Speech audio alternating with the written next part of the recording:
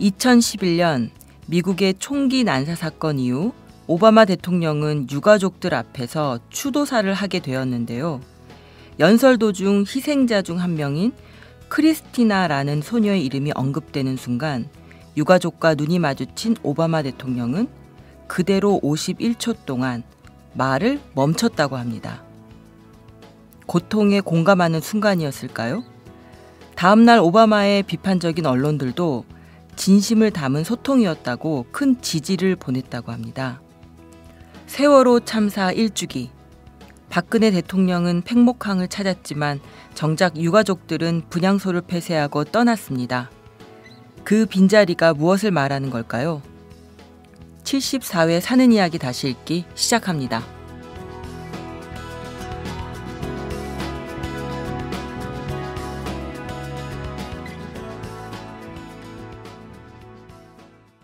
안녕하세요. 사이다의 박형숙입니다. 사이다 최규하입니다. 네, 안녕하셨어요. 최유기아 씨.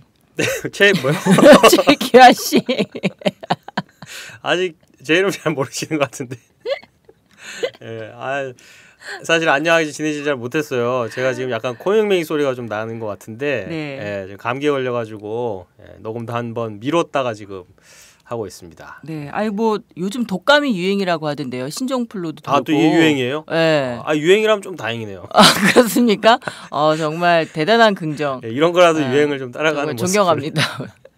근데 제가 감기도 감기지만 오늘 녹음하는 날이 4월 17일이잖아요. 네. 그래서 어제가 바로 4월 16일 세월호 1주기 추모 행사 열린 날인데 어제 기운이 아직 좀 가고 있는 것 같아요. 특히 또 어제 또 밤새 또 서울 광화문과 시청에서 또 싸우신 분들도 계시고 그래서 또 저희가 또 방송팀과 저희 또 편집국에서 또 지면으로 또 TV로 또 중계를 해가지고 어제 밤까지 그 일을 하다가 집에 갔었거든요. 그래서 그래요? 아직까지 그때의 좀 이제 감정 같은 게 아직 남아 있는 것 같아요. 그래요. 그래서 오늘은 좀 까불기가 좀 어렵네요. 그리고 오늘 또 소개할 글도 네. 좀 묵직하고 좀 이게 쉽게 웃고 떠들면서 소개할 내용이 아니어서 차분해지는데요. 오늘 소개할 내용은 어떤가요? 오늘 읽어드릴 글 제목이 이렇습니다. 파양된 여동생 30년 지났지만 악몽에 시달리다. 네, 이거 조금 설명이 좀 필요한데요. 네. 입양 안에서 그리고 밖에서 보기라는 입양을 제목으로. 주제로 한 글. 네네네. 이게 입양에 대한 칼럼은 아니고요. 사는 이야기입니다. 사는 이야기인데 입양 가족으로서 살아온 자신의 이야기를 이제 연재를 하고 계십니다. 그래서 글 쓰신 분은 김승한 시민 기자님이시고요. 저희 지면에는 4월 6일에 나간 글입니다. 그 김승한 기자님 이름을 기억하시는 청취자분들 계실지 모르겠어요. 네, 저도 기억해요. 몇 차례 사이다에도 출연을 하셨던 것 같은데. 네네네. 그죠? 저희 사이다 지금 공식 기록으로 최다 출연하신 시민 기자분이 이제 3회씩 출연하신 분이 그 3회가 최다인가요? 예, 3분 정도가 계시는데 김승한 시민 기자님도 오늘로 3번째 출연이십니다. 사실 오늘 글과는 전혀 분위기가 다르지만 그렇죠. 처음에 출연하실 때가 대전의 대학가 원룸촌에서 들리던 전설적인 어떤 커플의 아주 기억나요. 아주 굉장히 농도짙은 이게 19금 비슷한 그런 글이었던 한 것 같은데. 청취자분은 댓글에다가 사이다 최고의 수위라는 진짜요. 표현을 할 정도로 좀 이제 농도 짙은 좀 그런 얘기를 써주셔서 굉장히 저희가 즐겁게 방송했던 기억이 나고요. 그 다음에 써주신 이야기가 아주 말썽꾸러기 아이와 관련해서 통통 튀는 아이에 대한 이야기였어요. 막 솔직하게 막 팍팍 질문이 나오는 거에 대해서 쩔쩔매는 아빠의 모습을 그렸던 글이었는데요. 지금도 정말 잊히지 않는 질문. 대머리 아저씨에게 택시기사 아저씨. 아저씨 왜 대머리예요? 그러니까 맞아. 물어봤던.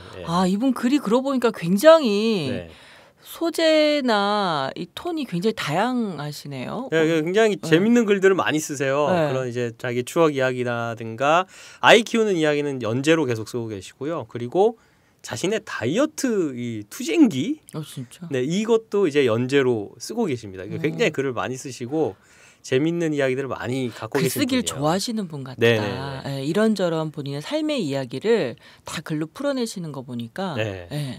그래서 그런데 약간 오늘 글은 다릅니다. 좀 성격이 완전히 다르고요. 그러게요. 자신의 삶의 이야기이긴 하지만 그 앞에 써주셨던 그런 밝고 이제 좀 발랄한 그런 이야기들하고는 좀 다르고요. 입양 가족으로서 자신의 이야기를 풀어놓고 계십니다. 네. 세 번째 글이 되겠고요. 이 앞에 이야기들은 이제 그 막내 여동생을 입양해서 이제 자기 가족으로 맞이한 그런 이야기였어요. 네. 오늘 이야기 그 뒷이야기들을 한번 읽어보겠습니다.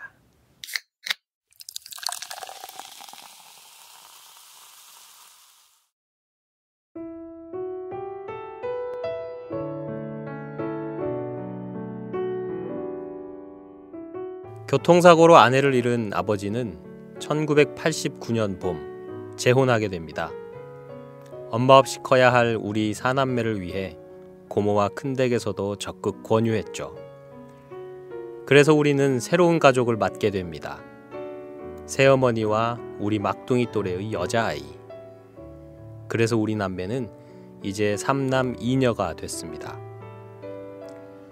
재혼은 입양 못지않게 참 쉽지 않은 결정일 겁니다. 그것도 각자 자녀가 있다면 말이죠. 그동안 각자 다른 가정에서 자라온 생판 모르는 아이들이 한순간에 형제자매가 돼야 하기 때문입니다. 재혼 가정에는 입양 가족과는 차원이 다른 시각차가 존재합니다. 그 시각의 벌어진 틈은 가족의 안과 밖에서 주체할 수 없는 혼란을 몰고 올 수 있습니다. 더불어 주위의 시선 역시 녹록지 않습니다. 또 재혼에는 상대의 경제력과 사회적 위치, 특히 내 아이의 양육이란 문제가 걸려 있습니다. 물론 재혼의 본래 목적은 가정의 해체라는 아픔을 딛고 다시 한번 가족이란 울타리 안으로 들어가 서로에게 위로받고 상처를 치유하는 데 있지만 말입니다. 1989년 우리 집은 부모 아래 3남 2녀가 됐습니다. 물론 법적인 절차도 마쳤고요. 그렇게 해서 우리 집은 입양과 재혼으로 이루어진 조금은 복잡한 과정을 거친 가족이 됐습니다. 나중에 한 사실인데 새어머니와 함께 들어온 여동생은 주민등록 등본에 동거인으로 나온 겁니다. 게다가 아버지의 가족관계 증명서에는 자녀로 나오지 않더군요. 물론 우리 형제 역시 새어머니의 가족관계 증명서에는 나오지 않고요. 직계혈족이 아니라지만 엄연히 결혼으로 한 가족이 됐는데도 등본상에는 가족으로 인정되지 않는 겁니다. 법적인 까닭은 모르겠습니다만 당사자에게는 감당할 수 없는 고통이 따릅니다. 등본이라는 것은 사회생활을 하기 위한 가장 기초 서류입니다. 학교나 회사, 병원에 뭔가를 신청하거나 증명할 때마다 붙는 동거인이란 꼬리표는 입양과 재혼 등으로 새로운 가정을 꾸리려는 사람들에게 이중 삼중의 고통을 안겨주는 족쇄가 되고 있습니다. 새어머니는 자기 딸에게 남들과 같은 어엿한 가정을 선물해주고 싶었지만 허술한 법률적 가족제도 때문에 마음고생이 심했습니다. 가족 증명 서류에도 불완전한 가족이었던 우리는 시간이 지나며 실질적으로 여러 불화에 직면했습니다. 이미 사춘기에 접어든 아이들 사이의 충돌은 만만치 않았습니다. 게다가 새어머니 혹은 새아버지와의 관계는 더 가시밭길입니다. 아침부터 저녁까지 사사건건 내 맘 같지 않아 충돌하는 일이 빈번합니다. 물론 서로 많이 양보하고 배려해 난관을 극복해가는 가정도 있을 것입니다. 하지만 우리는 그러지 못했습니다. 먼저 막 12살이 된 막내 여동생을 다시 보육원으로 돌려보내는 사건이 일어났습니다. 100일도 안 된 핏덩이를 데려와 갖은 사랑과 관심을 쏟은 엄마의 빈자리는 그 누구도 채워줄 수 없었나 봅니다. 우리 삼형제는 수년간의 부부싸움과 가출로 인해 상처를 받을 대로 받은 막내가 다시 보육원으로 돌아가는 것을 지켜봐야만 했습니다. 그때 우리 삼형제는 10대 중반에서 후반이었습니다. 어리석게도 사태의 심각성을 제대로 알지 못한 것 같습니다. 이 일이 막둥이에게 그리고 우리 집안의 모두에게 얼마나 커다란 상처가 될지 말입니다. 그렇게 벚꽃이 흐드러지게 피던 4월 봄날, 동생은 우리 곁을 떠났습니다. 친구와 함께 보육원으로 막내를 만나러 가는 날, 벚꽃이 활짝 피었습니다. 원장님을 먼저 만난 후 동생과 면회를 했습니다. 오빠 힘들어. 내 물건도 자꾸 없어지고. 동생은 불안하고 지친 듯한 표정이었습니다.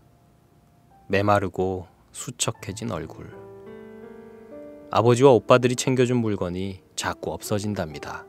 오빠, 좀만 더 있다 가면 안 돼? 2시간여의 면회를 마치고 집으로 가려는데 동생이 붙잡습니다. 떨어지지 않는 발길을 돌려 집으로 향했습니다. 뒤를 돌아보니 여동생은 들어가지 않고 저를 계속 쳐다보고 있었습니다. 만발한 벚꽃 저편에서 동생은 울고 있습니다. 여러 번 뒤를 돌아보고 또 돌아봐도 계속 우리 뒷모습을 보고 있었습니다. 이 상황이 오기까지 아버지와 새어머니의 심정은 어땠을까요? 복잡하고 괴로운 마음은 그 무게를 가늠할 수 없었을 것입니다. 몇 년 후 형은 집을 나갔습니다. 가출한 거죠. 또 몇 년 후 저와 남동생도 집을 나왔습니다. 15년 가까이 함께한 인연을 끊었습니다. 아버지와 간간히 연락을 주고받으며 명절이나 생신날에만 만나곤 했습니다. 집을 나간 후 막둥이와 다시 만났고 막둥이는 가족의 일원으로 우리 형제의 품으로 돌아왔습니다. 우리 남매에게 있어 가족이란 것은 참 낯설고 오래된 기억에 존재할 뿐입니다. 따뜻하고 포근한 가정이라는 것이 사춘기 이후 우리에겐 더 이상 없었기 때문입니다. 매년 찾아오는 명절도 괴로움과 시달림의 연속이었습니다. 사람들의 말 한마디와 행동 하나하나에 오해와 불신의 싹이 트고 쑥쑥 자랍니다. 거기에 입양한 아이까지 있었으니 상황은 최악이었습니다. 당시 우리의 삶은 마치 유리벽에 갇힌 마네킹 같았고 탈출구 없는 감옥이었습니다. 항상 우리의 속마음과 겉표정은 정반대의 모습을 하고 있었습니다. 나름 종교의 의지에 이겨냈지만 대학에 입학한 뒤부터는 자살이라는 단어가 마음속에서 떠나지 않았습니다. 여차하면 모든 것을 포기하려 했습니다. 기억을 더듬어 보면 재혼한 새어머니 역시 무척 힘들어했습니다. 결혼한 남편도 새롭게 맞이한 우리 사남매도 무척 속을 썩였거든요. 시간이 흘러도 나아지지 않는 생활에 괴로워하며 절망하던 모습을 종종 봤습니다. 새어머니에게 감사했던 일들도 많이 있습니다. 고3 때 심상치 않은 내 몸 상태를 보고 병원에 데려간 일입니다. 아버지는 별것 아니라고 무시했지만 병원에서 폐결핵 진단을 받았습니다. 지옥 같은 날들을 보낼 때 새어머니께서 보여준 관심과 애정은 지금도 잊을 수가 없습니다. 하지만 이미 우리 가정은 넘어서는 안 될 선을 넘어가고 있었습니다. 가족 모두 조금씩 상처를 받았고 시간이 갈수록 그 상처는 깊어져 갔습니다. 그래도 지금은 아버지와 어머니의 선택을 존중합니다. 입양은 그 아이에게 가정이란 울타리를 선물한 것이니 의미 있다고 생각합니다. 또 새어머니와의 재혼도 아이들에게 가족의 울타리를 만들어주고자 한 선택이라고 생각합니다. 막둥이는 어머니가 교통사고로 돌아가신 후 아버지와 삼촌의 얘기를 우연히 듣고 자신이 입양하라는 것을 알았습니다. 그때의 충격은 어땠을까요? 더구나 아빠가 재혼한 후 다시 보육원으로 보내지는 이 어처구니 없는 상황을 어떻게 받아들였을지 생각하면 지금도 가슴이 저립니다. 내가 입양하라서 다시 버려졌구나 라고 생각하지 않았을까요? 10년이 넘는 시간 동안 가족으로 살아온 막내가 아버지의 재혼 때문에 낯선 존재가 됐고 어느 날 가정 밖으로 밀려나 버린 겁니다. 30년이 훌쩍 넘도록 지난날의 악몽을 떨치지 못했지만 이젠 짐을 벗어버리고 싶습니다. 병원에서는 강박관념에서 벗어나 이제 있는 방법을 배워야 한다고 합니다. 지금도 꿈속에서 과거의 악몽에 시달리다가 종종 소리를 지릅니다. 그런 날을 아내가 흔들어 깨우는 일도 여러 번 있었습니다. 아버지는 작년 여름 교통사고 후유증으로 돌아가셨습니다. 그리고 막내 여동생은 작년 가을에 결혼했습니다. 마음껏 축하하고 싶어서 둘째 오빠인 제가 노래를 불러줬습니다. 그리고 지금은 임신 4개월입니다. 부디 따뜻하고 사랑이 넘치는 가정을 일구어 가길 기도합니다.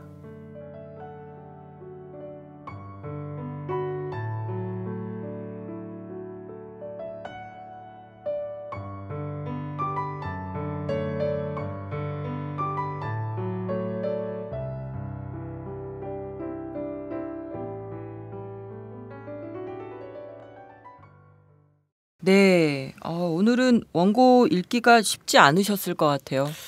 네, 뭐 늘 쉽지 않지만 오늘은 특히 제가 이제 목 상태도 지금 약간 좀 이렇게 좋지 않고 그리고 글이 참 한 글자 한 글자를 허투루 읽다가는 큰일 나겠다는 생각이 들었어요. 근데 쓰신 분도 그렇게 쓰신 것 같아요. 그럼요. 꾹꾹 눌러 쓰신 것 같은 느낌이 들어요. 이 글자 하나하나를 얼마나 고민했을까. 단어 하나하나를 얼마나 고민하면서 여기에 담았을까. 그 속에 담겨있는 그 아픈 삶의 상처들을 어떻게 다 견디며 이 글을 썼을까 이런 생각이 들어서 사실 읽으면서 제가 평소보다 또 오늘 조금 천천히 이렇게 읽었는데 많이 읽으면서 조심스러웠어요. 네. 그러게요. 제가 오늘 두 문장 인용 처리된 데를 읽었잖아요. 네, 여동생의 근데 목소리를. 참 어려웠어요.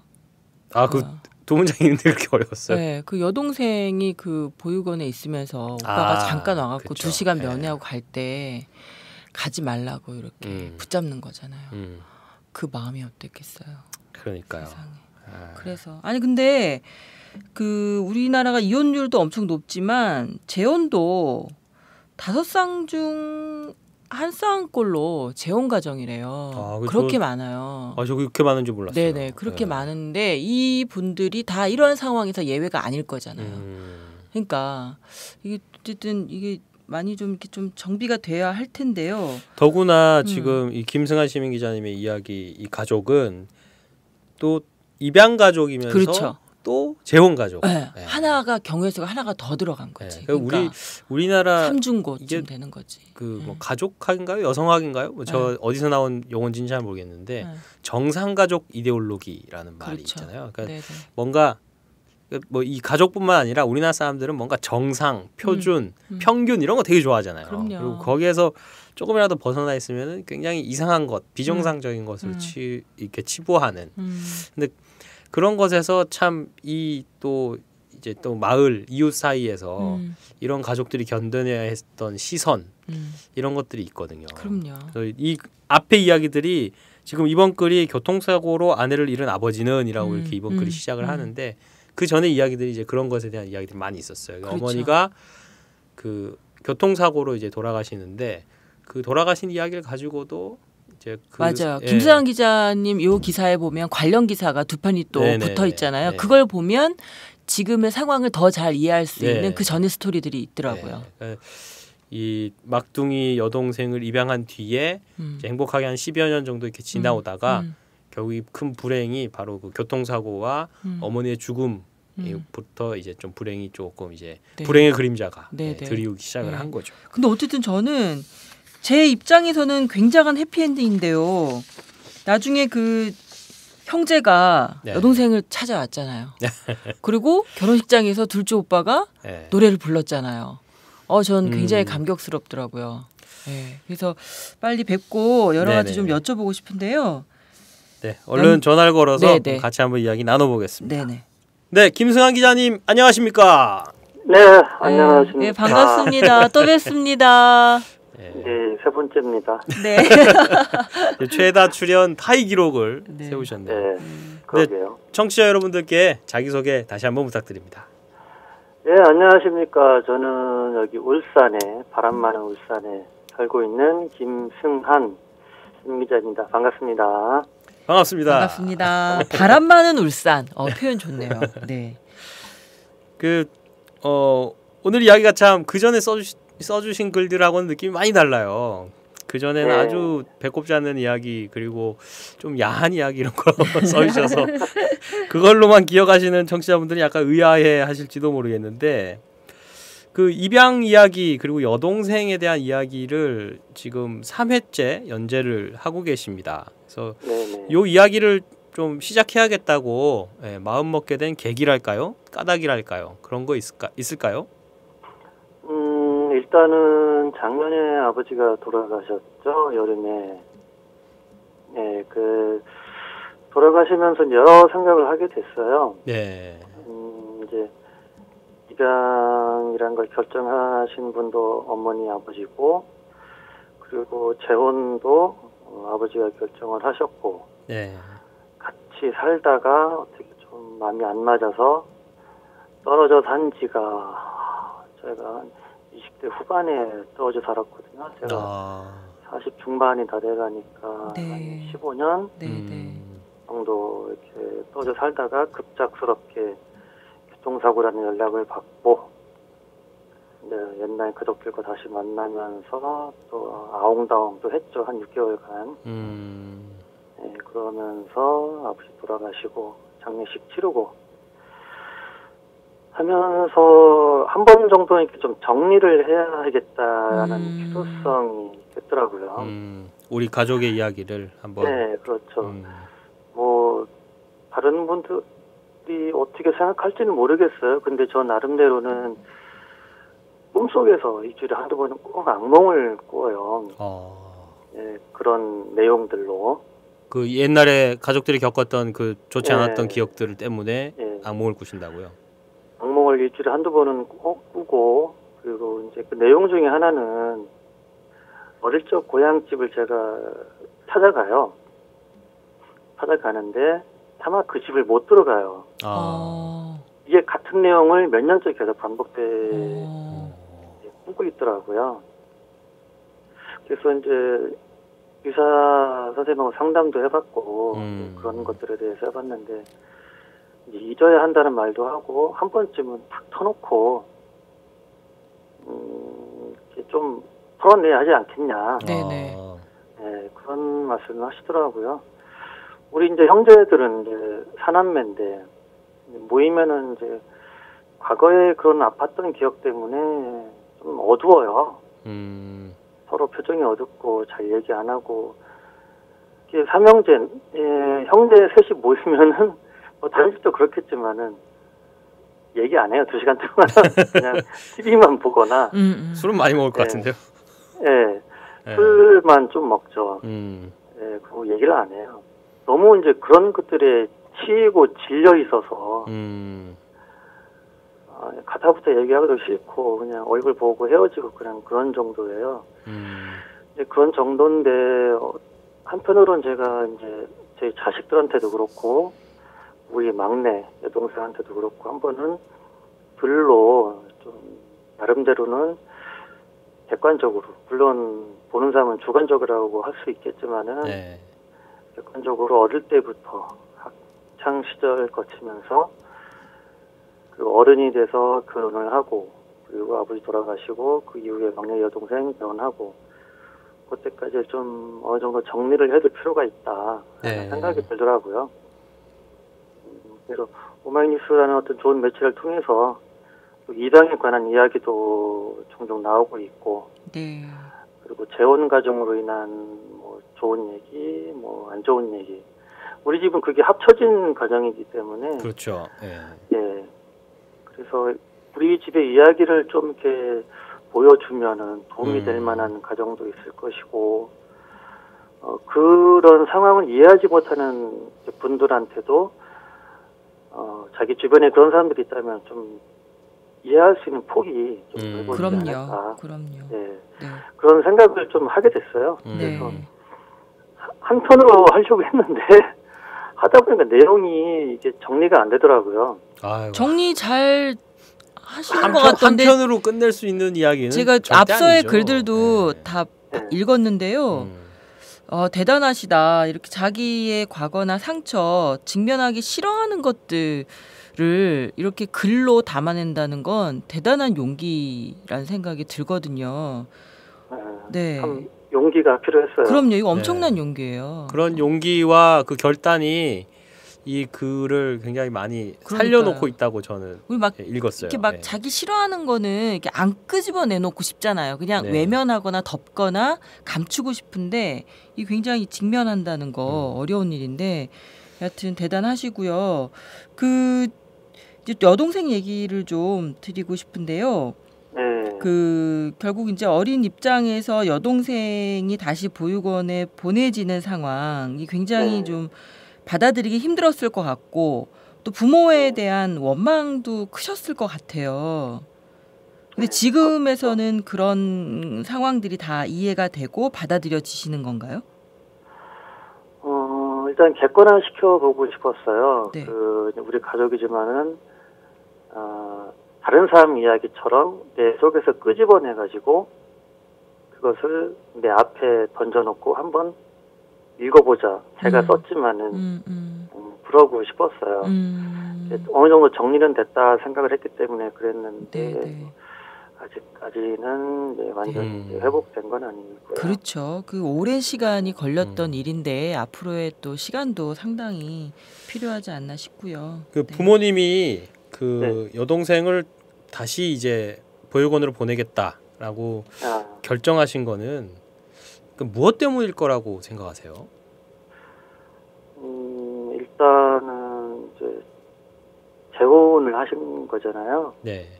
네, 재혼을 하셨는데 각자 살아온 환경이 이제 그쪽 나름대로 어떤 가치관의 공유가 따로 있을 것이고 우리는 우리 나름대로 10년, 20년 살아왔으니까 이렇게 살아왔던 가족 특유의 어떤 문화가 있을 것이고 그리고 서로 사용하는 단어나 분위기, 표정, 행동, 말투가 있을 건데 이런 것들이 고양이와 개가 서로 보면은 이렇게 싸우듯이 그런 부분에서 이해가 안 됐던 것 같아요. 지금 생각을 해보면은 참 그쪽도 이해가 되기는 해요. 우리의 입장이라든지 우리의 사소한 것들이 이해가 안 됐을 거예요, 아마. 왜 저럴까? 근데 우리가 보기에도 이건 아닌 것 같은데 라는 것에 대한 서로 간의 접점을 찾지 못했고요. 그리고 이제 여동생이 그때가 초등학교 6학년이었을 거예요. 다시 보내지게 된 게. 12살, 네.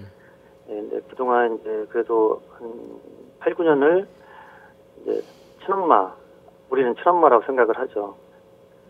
어릴 때부터 키워온 엄마의 그 빈자리. 빈자리를 우리는 잘 몰랐던 것 같아요. 제가 너무 어렸고 우리 형제들도 그 부분을 간과했었고 아버지도 그냥 잘 살면 되지 않겠느냐라고 간단하게 생각을 했던 것 같은데 10년 가까이 이제 사랑을 듬뿍 줬던 엄마의 빈자리는 여동생의 그 자리를 채워주기가 힘들었다는 생각이에요. 예, 그리고 그 결정은 어른들이 하신 거잖아요. 근데 우리 사이에는 준비도 안 됐고. 그렇죠. 예. 저도 그 얘기를 듣고서 재혼하시던 얘기를 듣고서 연습을 한 게 엄마라는 단어를 낮이나 밤이나 이렇게 많이 해봤어요. 엄마라고 부르기 위해서 새어머니를. 네, 엄마 이렇게 해보고 그 단어 자체가 어색한데 그리고 더구나 우리 막내는 입양된 거를 어떻게 삼촌하고 아버지 얘기를 몰래 들으려고 한 건 아니었지만 방 밖에서 이렇게 듣게 되어 준비되지 않은 상황에서 충격도 가시지 않은 상황에서 그렇죠. 새엄마가 들어오고 또 자기 또래의 이제 가족 그 여자 아이가 들어오고 거기서 오는 이 괴리감이랄까 이런 낯선 존재감은 우리가 상상하기 힘들었을 거예요. 지금도 그렇게 생각을 하고 있어요. 그래서 지금 여동생이랑 얘기를 하면은 우리보다 여동생이 갖고 있는 상처가 굉장히 커요. 그렇죠. 지금도 남아있는 상처들이 그렇게 큰가요? 근데 그런 부분들을 좀 얘기를 나누면서 풀어가고 계시나요? 너무 아픈 상처라서 가끔은 얘기를 해요. 이때 이렇게 힘들었다 그런 말도 하고 그런데 이제 너무 맺혀 있으니까 그렇죠. 이걸 천천히 1, 2, 3, 4로 끌어내지를 못하더라고요. 그렇죠. 하는 마음에 확 내뱉었다가 폭발하듯이 나오죠. 그렇게 나와요 지금도. 네, 맞습니다. 그래서 그 아픈 상처를 참 얼만한 시간이 지나야 우리가 풀어줄 수 있는지 되게 미안하죠. 글 쓰신 김승환 기자님하고 막둥이 여동생하고 관계가 좀 더 각별했던 것 같아요. 노래까지 부르고 막 그러셨던 거 보니까 결혼식 축가를 부르고. 제가 해줄 수 있는 게 별로 없었거든요. 어릴 때 이제 유치원 다니고 할 때 이제 저랑 나이 차이가 많이 나잖아요. 18살 차이인데 집에 오면은 씻겨주고 또 아주 어렸을 때는 제가 이제 둘째인데요. 삼형제 중에 둘째였는데 제가 좀 조용한 편이었고 어머니나 아버지가 둘째가 여자였으면 좋겠다는 생각을 많이 했었다고 하는데 저도 어릴 때 좀 여성스러웠던 부분이 있었어요. 제가 생각해봐도. 딸 역할을 하셨군요. 보통 둘째 오빠들이 그래요. 첫째 오빠는 안 그래. 머리도 따주고 세상에. 그리고 머리핀이나 있으면은 이렇게 묶어주고 막 그랬었어요. 어머 세상에. 우리 오빠는 그런 거 안 해줬는데 나. 엄마가 하는 걸 보고서 해주고 그랬었거든요. 그리고 이제 나중에 보육원 보내지고 또 어떻게 연락이 닿아서 연락하게 되었을 때 용돈도 좀 챙겨주고 이제 거기가 충청남도 금산이었고 전 대전이었는데 이제 애가 돈을 벌어야 하니까 대전에 가서 아르바이트를 하고 이제 시간이 늦으면은 제가 차로 나가서 태워다 주고 이렇게 하고 또 경제적으로 힘들었을 때 제가 좀 도와주고 그런 걸 좀 고마워하더라고요. 추억을 많이 공유하고 계시네요, 여동생하고. 근데 제가 잘해준 게 없어요. 되게 미안해요. 무슨 말씀을? 지금은 자주 만나세요? 지금은 이제 제가 울산에 있기 때문에 통화만. 통화만. 지금 지난주에도 전화해서 우리 조카 잘 자라고 있냐 이렇게 전화 물어보고 그렇게 하고 대전 올라가면 전화 꼭 하죠 하고 만나고. 지금 여동생분은 대전에 계시고요? 네, 대전에 있고요. 이 이야기를 쓰겠다고 했을 때 그리고 쓰고 나서 그 동생분이 보시고 뭐 어떤 얘기 하시던가요? 아무 얘기 안 했어요. 아무 얘기 안 하셨어요? 그냥 그럴 것 같아요. 제가 이런 얘기를 쓰려고 한다. 그러니까 오해하지 말아라. 우리 한번 정리해야 하지 않느냐. 알았어. 그러고 기사 나오자마자 제가 제일 먼저 이렇게 보내줬어요. 보고 나서 연락은 없더라고요. 그래서 전화를 했죠. 그랬더니 다른 말은 안 하고 그냥 하고 언급을 안 해요. 아직도 이제 지금도 아마 그런 옛날 생각을 하면은 많이 울컥울컥한가 봐요. 울컥울컥 하고요. 근데요, 저는 제가 만약에 여동생 입장이라면 오빠의 그런 글이 엄청 도움이 될 것 같아요. 누군가 내가 굉장히 회복하기 힘든 시간에 대해서 기억해주고 함께 해주고 있다는 것 자체만으로도 굉장히 위로가 될 것 같거든요. 그러면 다행이고요. 차마 표현하기는 어렵죠. 아까 말씀하신 대로 막 폭발할 지경으로 팍팍 울컥울컥 나오는 상황이기 때문에 뭐라고 정리된 말은 못 나와도 이렇게 듣고 가만히 계시는 것만으로도 저는 많은 말을 지금 하고 계시지 않나 이런 느낌이 드는데요. 사랑하는 여동생에게 네. 좀 이제 한마디 이 자리에서 그래서 다 하지 못한 말 좀 하실 게 있다면 좀 하실 수 있는 시간 드리고 싶은데요. 제가 여동생이 결혼하기 전에 제 블로그에 잠깐 써놨던 게 있어요. 그것도 그 어마이뉴스에 올린 기사의 어떤 원형이라고 할 수가 있어요. 네. 그걸 써서 동생한테 이렇게 보내줬어요. 네. 결혼 앞두고 네가 이렇게 우리 집에 들어왔고 오빠들이랑 어울렸고 네가 힘들었고 오빠들은 너무 미안했고 근데 네가 결혼을 한다. 잘 살아라. 행복해라. 응원한다. 이런 글을 보낸 적이 있거든요. 그랬더니 문자가 왔더라고요. 고마워 오빠 사랑해 잘 살게 이렇게 왔더라고요. 예, 참 뜨거운 이야기 잘 못하잖아요, 한국 사람들이. 임신 지금 3개월이 넘어가요. 네. 이렇게 가족이 또 탄생을 하더라고요. 참 글을 쓰면서도 가족의 탄생이란 게 저희한테는 여러 가지 의미로 다가오는데 그래서 우리의 이제 동생이 들어왔고 또 결혼을 해서 또 아기를 가졌고 참 축복이라는 생각이 들어요. 네. 20년간 힘들었지만은 우리 사랑하는 여동생 막내 참 힘들었고 그리고 어떤 때는 참 오빠들이 못나 보였을 수도 있고 그랬지만 그래도 끝까지 오빠들을 믿고 오빠라고 부르고 따라온 게 너무나도 고맙고 기쁘고 사랑스럽고 사랑한다 지연아. 우리 애기 잘 뱃속에서 키워서 나중에 멋있게 만나자. 우리가 이쁜 거 많이 사주고 맛있는 거 사줄게. 5월달에 만나자고 했으니까 오빠가 맛있는 고기 사줄게. 네, 아이고 정말 마음이 진짜. 정말 따뜻하게 올라오는 게 느껴지는데요. 저기 마지막으로 제가 궁금한 게 그 결혼식 축가는 어떤 노래를 불러주셨나요? 제가 지금은 은퇴했지만 한때는 또 결혼식 축가계를 또 넘나들던 때가 있었거든요. 아 그러세요? 그 축가 부르기 전에 사무실에 있는 여직원하고 고민을 좀 했어요. 동생 축가를 부르는데 뭘 불러줄까 이렇게 제 기타를 들고 와가지고 그래서 부른 게 이제 이적 씨가 부른 다행이다. 오. 아니 그러면 이거 마지막으로 한 소절만 부탁드립니다. 전혀 사전에 지금 이거 말씀 안 드린 건데 다행이다 제목까지 나왔으면은 이거 뭐 딱 한 소절만. 네 마디만. 그대를 만나고 그대의 머릿결 만질 수가 있어서 그대를 만나고 그럼 뭐죠? 좋아요. 잘 들었습니다. 야, 대단합니다. 아니 마이크 떨어지게 무섭게 바로 나오네요. 안 시켰으면 혼자 섭섭해하셨을 것 같은데.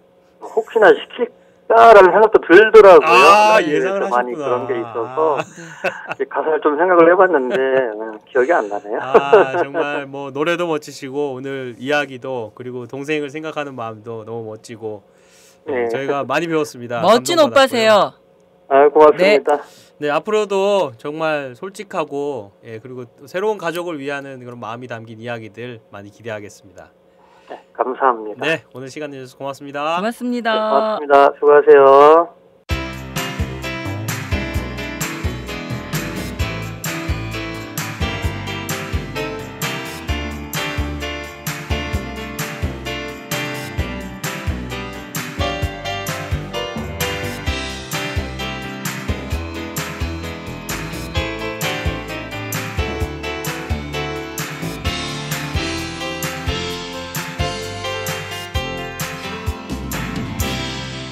지금 당신의 이야기를 들려드립니다.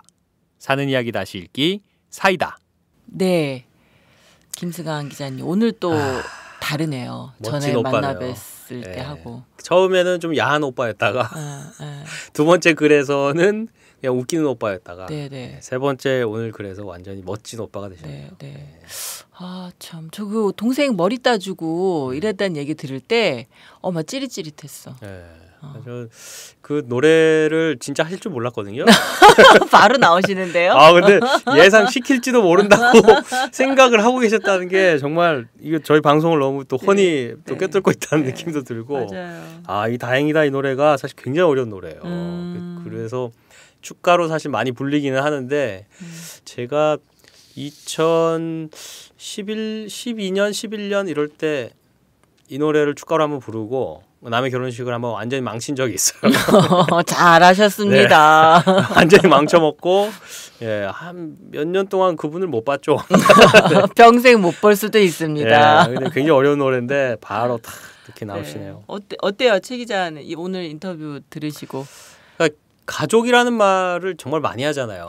뭐 얘기하면서 뭐 가족 때문에 뭐 또 가족이 이래서 저래서 이런 얘기하고 뭐 가족을 안 사랑한다라고 말하는 사람은 사실 뭐 대놓고 그렇게 말하는 사람은 없잖아요. 사랑해서 문제야, 내가 보기에는. 사랑해서 왼수가 돼요. 이 가족이라는 이 두 글자가 제가 인터뷰를 하면서 여기 원고에다가 제가 가족이라고 두 글자를 딱 써놨어요.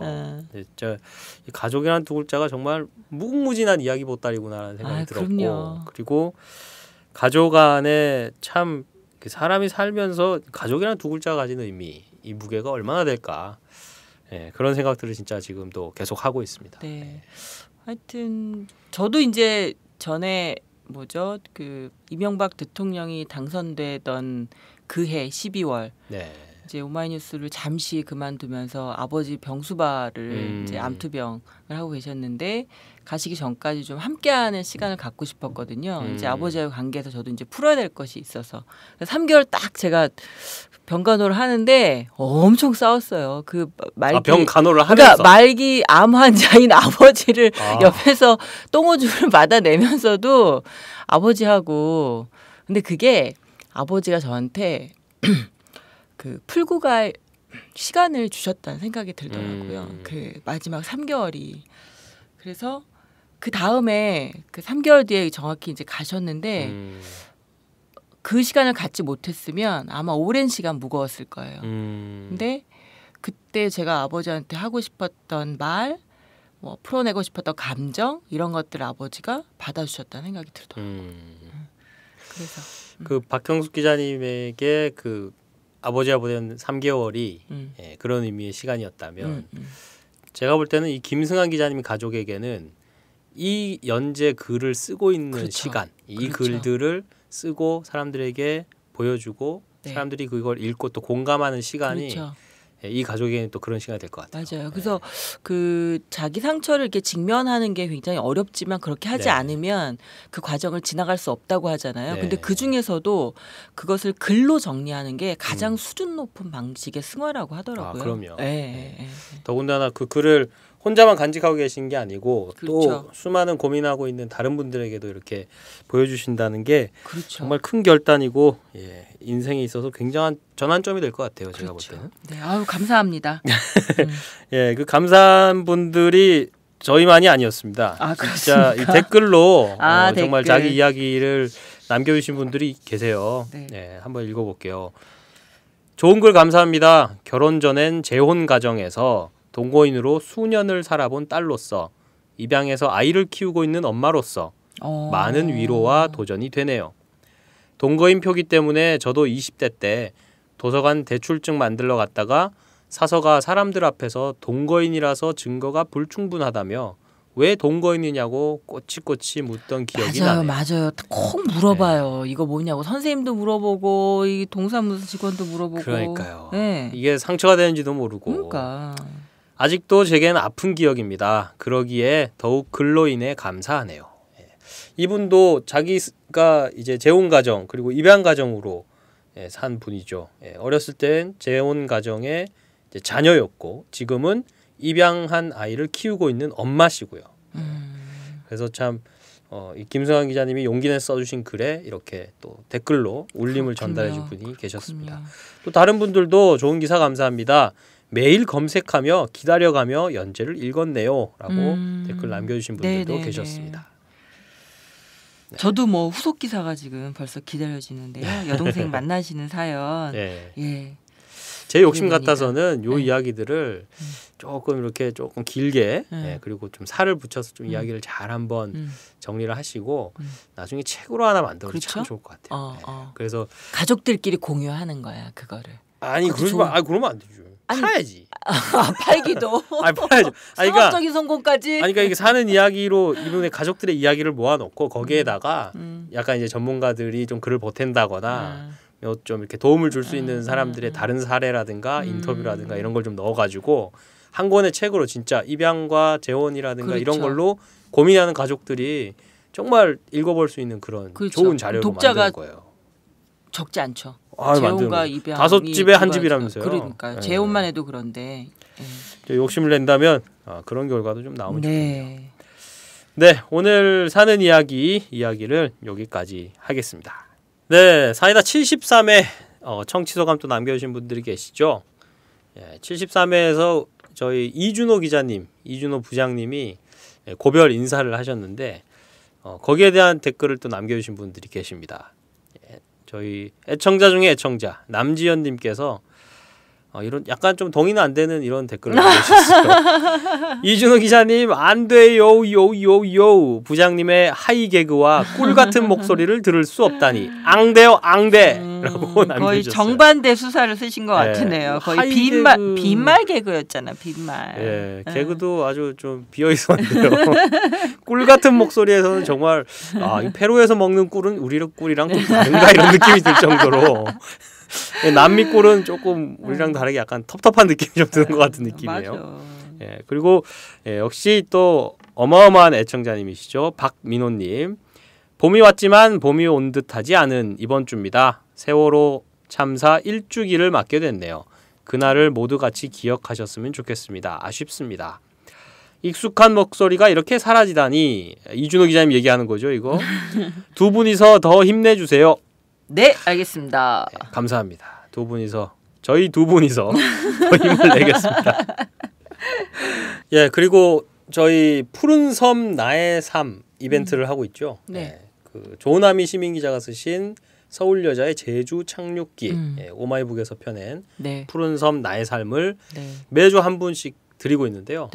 저희가 지난주에 말씀드리기로 이제 삼행시로 응모를 해주시라라고 했는데 조금 문턱을 낮췄습니다. 어려워하시는 분들이 많아서 그래서 문턱을 낮춰서 그냥 저희 청취 소감으로 책 주세요라고 남겨주시면 저희가 상당히 문턱을 낮춘 게 아니라 문턱을 없앤 것 같은데요. 이제 3행까지 쓸 필요 없어요. 그냥 4글자만 책 주세요. 아니면 뭐 조금 바쁘신 분은 그냥 책 줘. 연세가 있으신 분들은 반말 하셔도 됩니다. 책 줘. 두 글자만 남겨주시면 그분들 중에 저희가 한 분을 책을 드리겠습니다. 정말 좋네요. 사이다 정말 좋은 방송이네요. 뭐 다 비우고 문을 활짝 열어놨습니다. 그러니까 제주도가 좋다. 제주도에서 살 계획이 있다. 이런 분들에게 입문서가 될 수 있는 책이죠. 자, 어디로 보내주시냐면요. 사는 이야기 페이스북 페이지나 카카오톡으로 보내주시면 됩니다. 페이스북에서 사는 이야기 검색하시면 저희 페이지에 들어오실 수 있고요. 카카오톡 아이디는 오마이사이다. OHMYSAIDA입니다. 여러분들의 많은 관심과 참여 부탁드리겠습니다. 자신과 소통한 만큼 남과 소통할 수 있다고 합니다.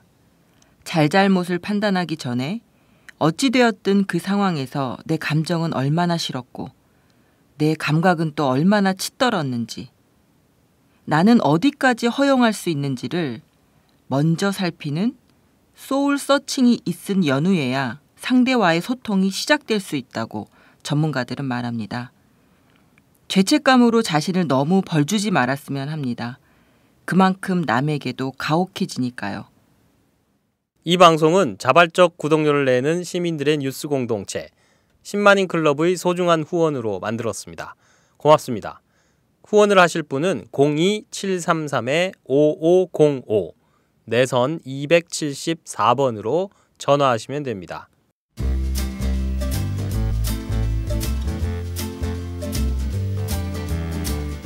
본격 시사타치 생활감성 수다쇼 사이다 74회 방송, 지금까지 진행의 박형숙, 최규화, 제작의 최인성이었습니다. 다음 시간까지 안녕히 계세요.